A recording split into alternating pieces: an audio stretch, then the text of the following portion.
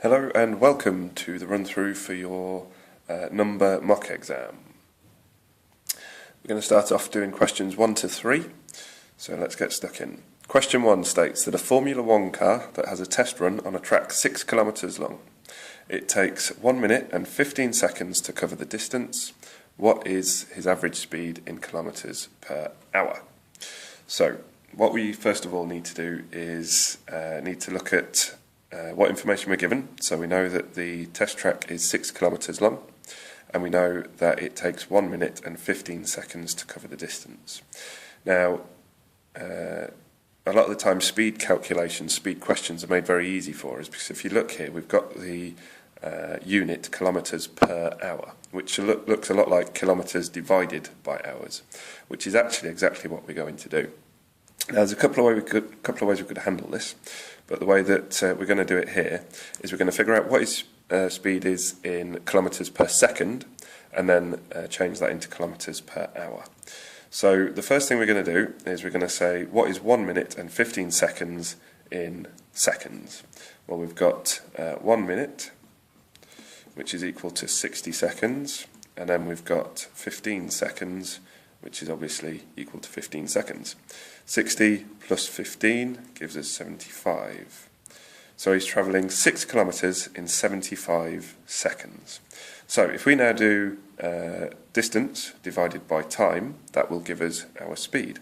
So if we do 6 divided by 75, bear in mind this is the calculator section, so we can use a calculator for this. 6 divided by 75 gives us 0.08, so he's doing 0.08 kilometres per second. Now obviously we don't want to know what he's doing per second, we want to know what he's doing per hour. So what we've got to ask ourselves is, how can we convert this? Well, if he's doing 0.08 kilometres per second, then if we multiplied that by 60, that would tell us what he was doing every minute. So if we do 0.08 times 60, because he must be doing 60 of these in a minute. So 0.08 times by 60 gives us 4.8. So he's travelling 4.8 kilometres per minute. And finally, we now want to think, if he's travelling 4.8 kilometres every minute, if he travels for an hour, how far will he go? Well, he'll do 4.8 times 60 again, because there's 60 minutes in an hour. So 4.8 times 60 gives us 288 kilometres per hour. So there's your final answer. He's travelling at 288 kilometres per hour.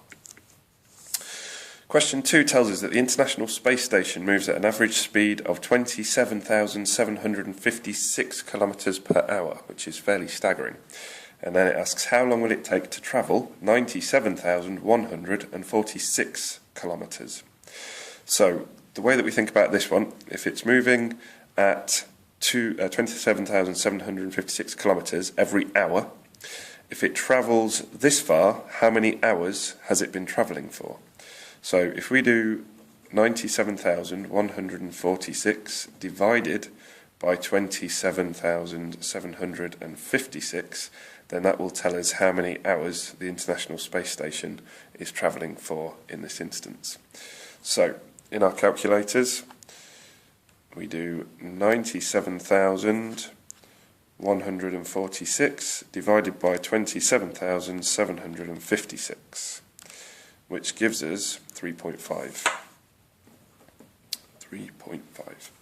So we can see quite clearly there that the International Space Station, to cover that distance, will take 3.5 hours, 3.5 hours.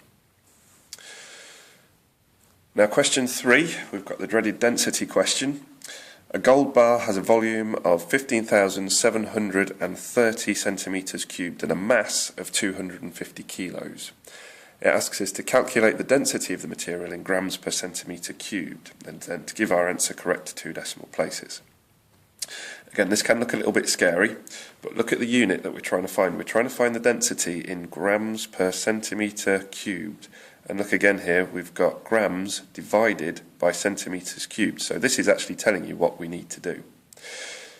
First things first though, we've got our mass in kilos and we need that in grams. So to change that, there are 1,000 grams in a kilo. So if we do 250 times by 1,000, then we're going to get 250,000 grams. So the mass of the gold bar is 250,000 grams. So then what we're going to do is we're going to take those grams, 250,000, and we're going to do exactly what this is telling us to do. We're going to divide it by the centimetres cubed. Now bear in mind here, this cubed doesn't perform an operation on this number, it's just a unit, it's just telling us that it's measured in cubic centimetres. So if we look at this now, 250,000 divided by 15,730, let's put that into the calculator. We've got 250,000 divided by 15,730, and we get a density of 15.89, note to 2 decimal places. So there's our first decimal place, there's our second decimal place. Look at the number following it. That falls into the category of being below 5, so this 9 stays the same. So we've got 15.89 grams per centimetre cubed to 2 decimal places. So that is questions 1 to 3 completely answered.